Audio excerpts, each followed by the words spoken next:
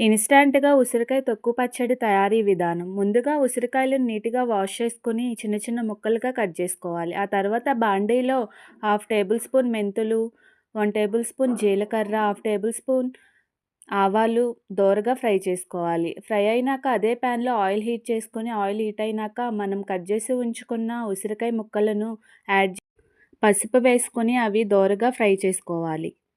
ఉసిరికాయ ముక్కలకి సరిపడా పచ్చిమిర్చి తీసుకొని వాటిని గూడా ఫ్రై చేసుకోవాలి. ఇప్పుడు మిక్సీ చేయాలి. మనం దోరగా ఫ్రై చేసి ఉంచుకున్న ఆవాలు, జీలకర్ర, మెంతులను వేసుకొని, పచ్చిమిర్చి, ఉసిరికాయ ముక్కలు యాడ్ చేసుకొని, 4, 5 వెల్లుల్లి రెబ్బలు, కొంచెం చింతపండు యాడ్ చేసుకొని, ఉప్పు సరిపడా వేసుకొని మిక్సీ చేసుకోవాలి. ఆ తరువాత పోపు కోసం అదే ప్యాన్‌లో ఆయిల్ హీట్ చేసుకొని ఆవాలు, జీలకర్ర, కరివేపాకు, ఎండుమిర్చి, పచ్చిశనగపప్పు వేసుకొని పచ్చడిలో కలుపుకోవాలి. మీకు కనుక ఈ రెసిపీ నచ్చినట్లయితే ప్లీజ్ లైక్